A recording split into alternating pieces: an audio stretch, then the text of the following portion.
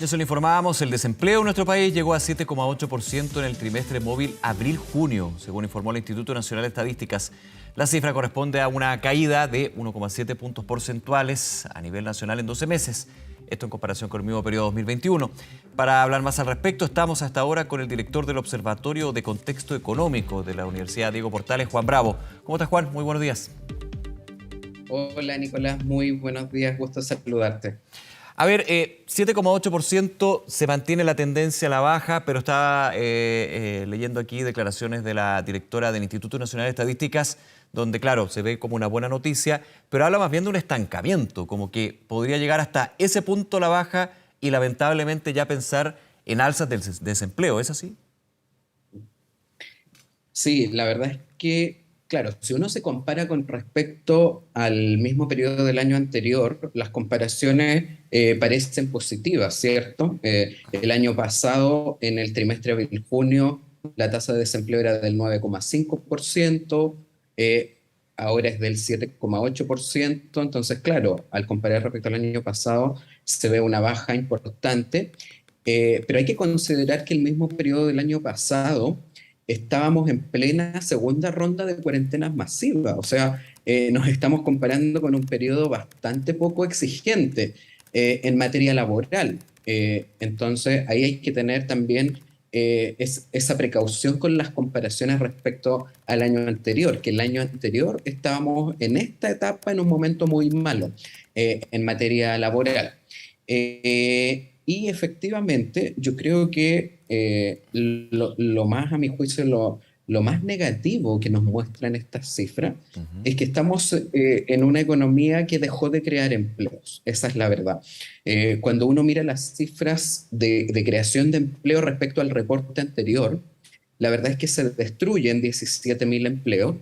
Eh, Ahora, eso tiene una parte de un efecto de estacionalidad negativa, que en las épocas invernales, sobre todo el sector agropecuario silvícola, tiende a destruir empleos, ¿cierto? Porque hay menos requerimiento. Las cosechas son usualmente en la etapa estival, en la etapa veraniega, entonces en esta época se tiende a destruir empleo porque hay menos necesidades de trabajo. Pero incluso si uno corrige ese efecto estacional negativo que ocurre todos los años en el periodo de invierno, fíjate que se crean menos de 4.000 empleos respecto al trimestre móvil anterior. El mes pasado, la creación mensual de empleo era de 63.000 empleos y Ujú. pasamos a menos de 4.000. O sea, para todos los efectos prácticos, eso significa que la economía chilena dejó de crear Claro. empleos y esa es, a mi juicio, la noticia más negativa que trae el dato de hoy.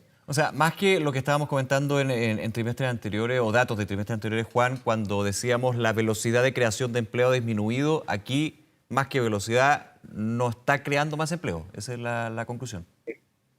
Exactamente, Ya. se paralizó, no se crean más empleo y eso es muy complejo porque aquí hay que recordar que si bien se ha recuperado una proporción muy importante, la mayoría de los empleos que destruyó la pandemia, no habíamos recuperado todo completamente el mercado laboral que teníamos prepandemia. De hecho, hoy día, por ejemplo, si nos comparamos respecto al periodo prepandemia, aún faltan 225.000 empleos eso solo para recuperar el mismo nivel de empleos que teníamos en el periodo prepandemia. Ujú. Ahora, si uno considera que la población ha seguido creciendo en estos 2 años, ¿cierto?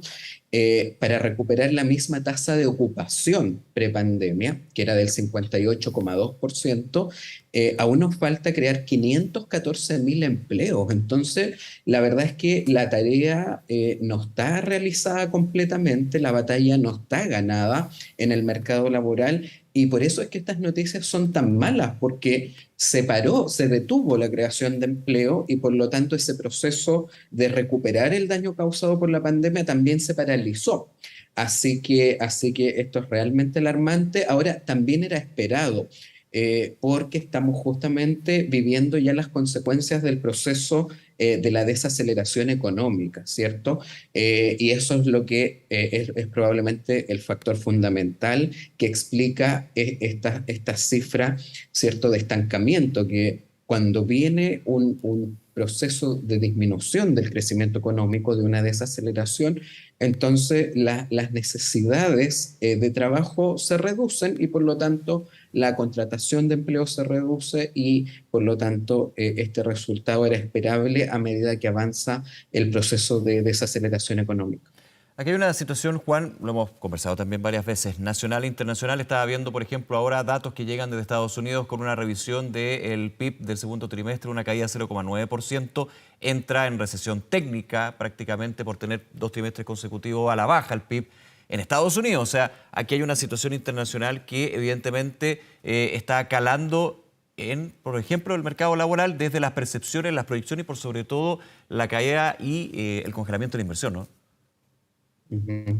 Absolutamente. Esto, por supuesto que hay un escenario externo, ¿cierto?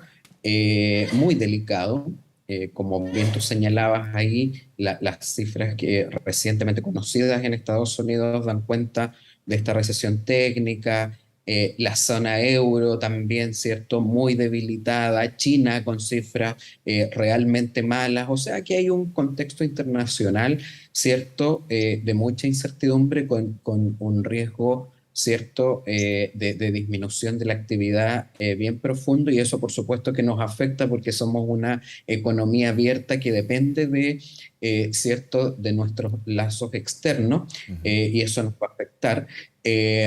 Así que efectivamente, aquí hay componentes externos importantes, también componentes internos, ¿cierto? Que aquí también el año pasado tuvimos un periodo de crecimiento particularmente alto, pero no porque la capacidad de crecimiento de la economía chilena haya aumentado por factores estructurales, sino que tuvo que ver con la enorme liquidez, ¿cierto?, que hubo el año pasado y que ahora eso se está ajustando, ahora que las condiciones están volviendo a la normalidad. Entonces, aquí los pronósticos son muy desalentadores. Para el próximo año el FMI proyectó que Chile va a crecer al 0%, o sea que no crece nada.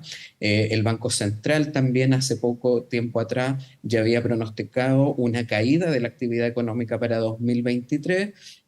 Así que lamentablemente eso afecta al mercado laboral porque afecta fundamentalmente la creación de empleo asalariado formal en el sector privado, ¿cierto?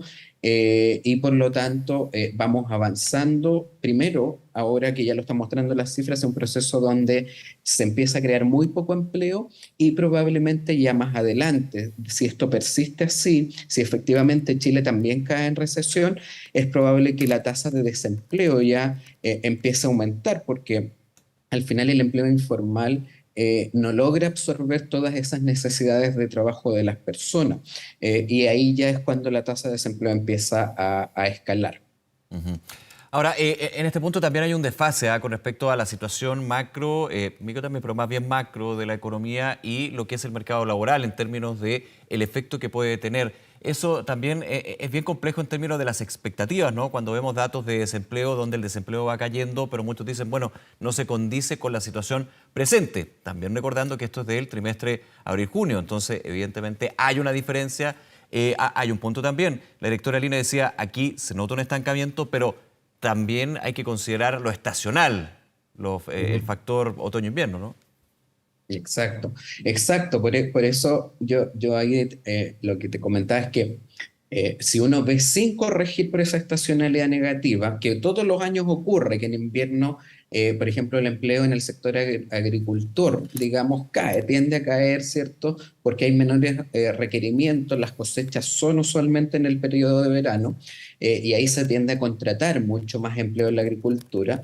Entonces, si uno no corrige por eso, se destruyen 17.000 empleos respecto al reporte previo. Pero si uno lo corrige y uno dice voy a anular ese efecto estacional que ocurre todos los años, aún así la creación de empleo es de menos de 4.000 personas, que eso para todos los efectos prácticos es que que la economía no está creando empleos, porque el mes anterior se creaban 63.000 empleos mensuales. Ujú. Entonces, claro, la comparación respecto al año pasado, por supuesto que siempre nos vamos a ver mucho mejor, porque el año pasado estábamos en una ronda de cuarentenas masiva. O sea, no, ahí uno se está comparando con un periodo muy malo. Pero por eso es importante aquí mirar el periodo reciente, que está ocurriendo en lo reciente. Y ahí en lo reciente es donde uno percibe, ¿cierto?, que esto que uno venía viendo cifras de creación de empleo dinámicas, donde todos los meses se creaba empleo a ritmos muy positivos. Por ejemplo, la segunda mitad del año pasado, Chile creaba empleos a un ritmo mensual de 100.000 personas.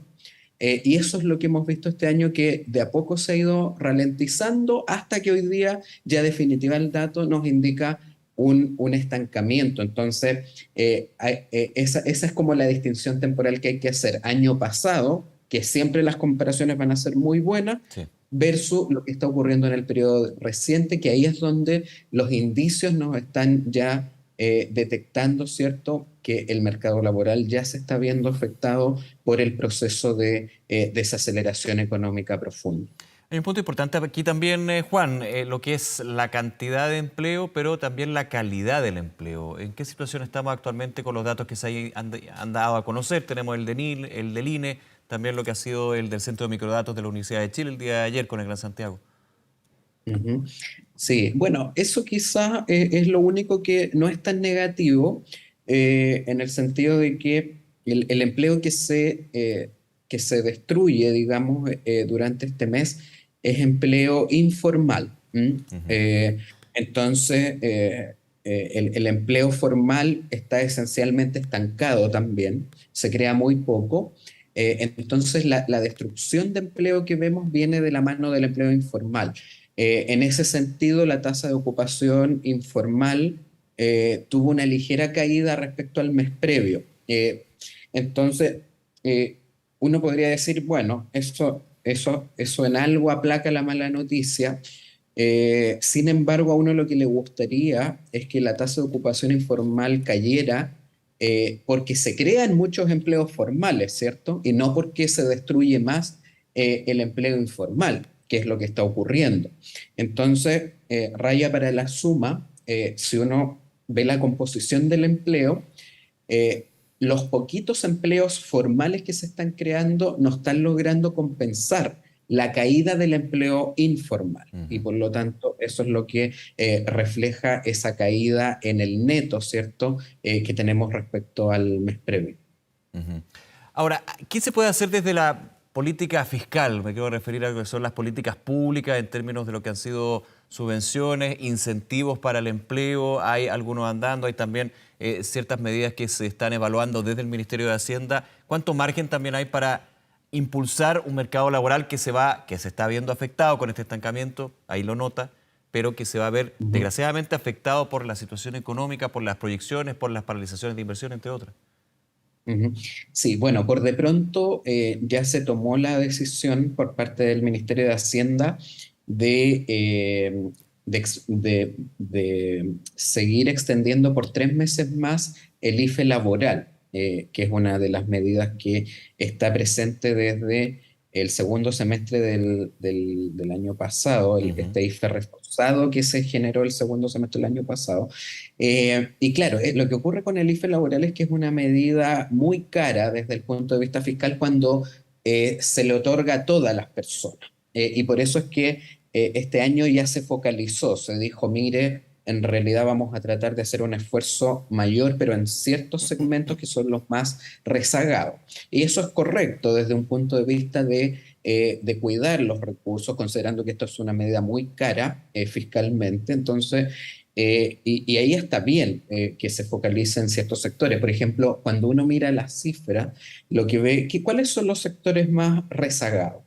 Bueno, jóvenes, adultos de 55 años o más, y esencialmente las mujeres que no son proveedoras del hogar, la proveedora principal del hogar, o mujeres que en sus hogares tienen niños en edad preescolar. Ahí están los grupos más Mm. rezagados, y por lo tanto ahí es donde la política fiscal, en caso de realizar políticas que permitan incentivar la inserción laboral, deberían focalizarse en esos grupos. Ahora, esto es bien importante también. El contexto económico afecta a las políticas de subsidio. Los subsidios se vuelven más ineficientes cuando la situación económica va empeorando. Ayudan, siempre van a ayudar, pero la potencia se reduce cuando el crecimiento es menor. Por ejemplo, el año pasado, que estábamos creciendo de una manera muy robusta,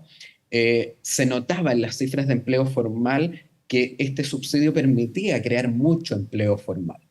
Y hoy día el empleo formal está prácticamente estancado, se crea muy Sí. poquito, a pesar de que existe el subsidio. Y eso es porque al final del día, el éxito del subsidio siempre va a depender de que haya necesidades de contratación. Entonces, porque el subsidio se gatilla con eso, cuando hay una contratación.